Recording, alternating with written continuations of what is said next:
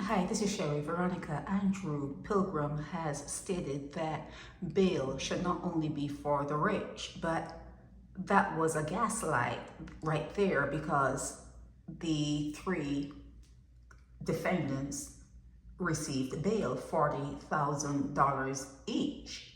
Okay, so he didn't have to argue that point because they did receive bail. Now, I don't know if he's a licensed bail bondsman in Barbados. I don't know. Please let me know if he is that, if he has that on the side.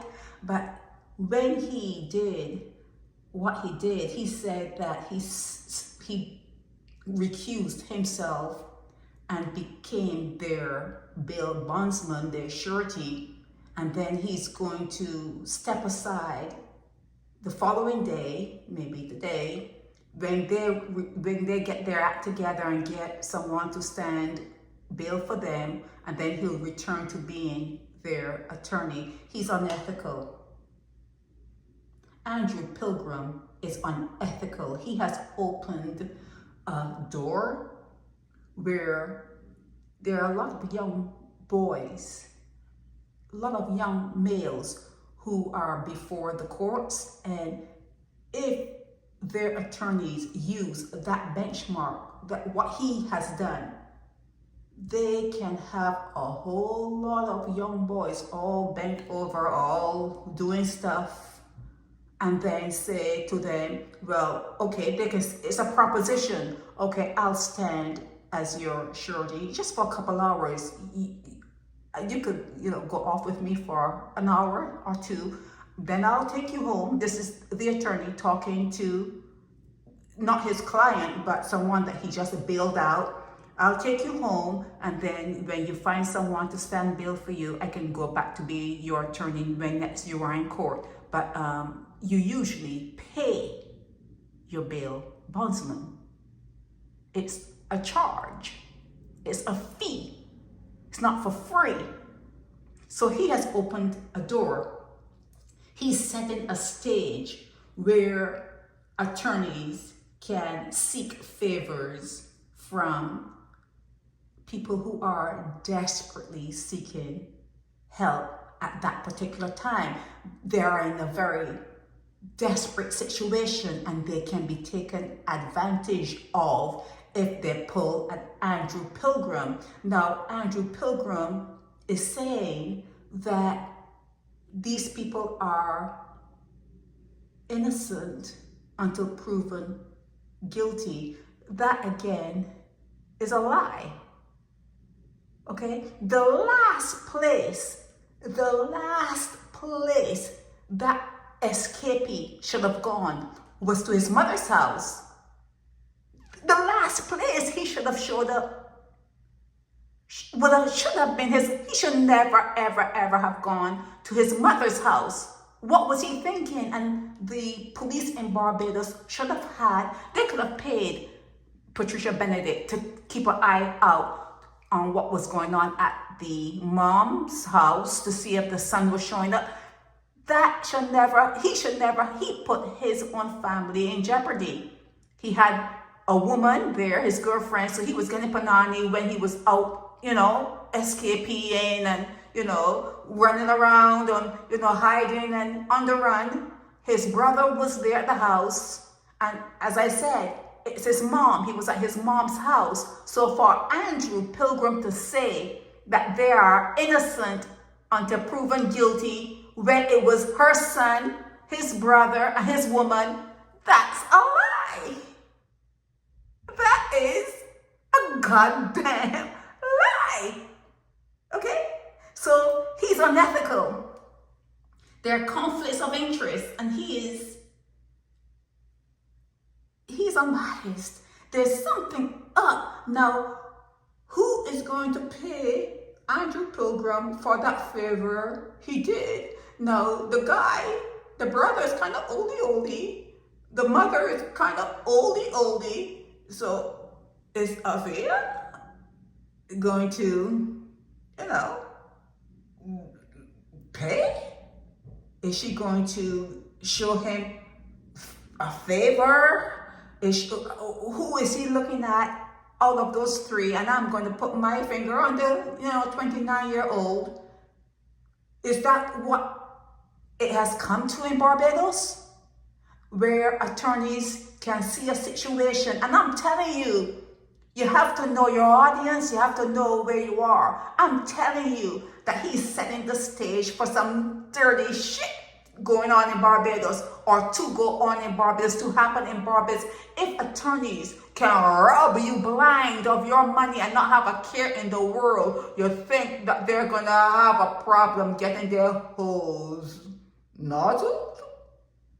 You think they're gonna have a problem saying, hey, I'll step aside, being your attorney, I'll stand as a bondsman, sure, whatever you call it in Barbados, I'll stand for that. But you're gonna go off with me for an hour. We're gonna have an hour together, and then I'll take you home. You can't say I'm a bad guy. You can't say I'm a bad girl. I'll take you home because you're gonna need to source a surety when you show back up in court, so I can become your attorney again. So that's what it's come to in Barbados. He is setting the stage for some dirty shit. I'm telling you, I am telling you.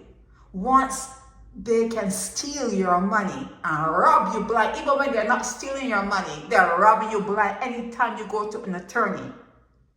They're robbing you blind.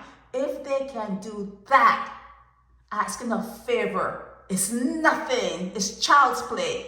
It's child's play. So when attorneys start to become bail bondsmen in Barbados, an attorney having a client, and they say, okay, I'm going to jump the rope here. I'm not your attorney anymore. I'll stand your bail. I'll be your bail bondsman. Is that law? Is it legal? Is he a licensed bail bondsman in Barbados? So this jumping one way and jumping over the other way, I'll become your attorney once you do that. But for now, I'm going to be, you're going to pay me a favor, you're going to do this, people don't talk. In circumstances like what I'm describing, people are not going to talk.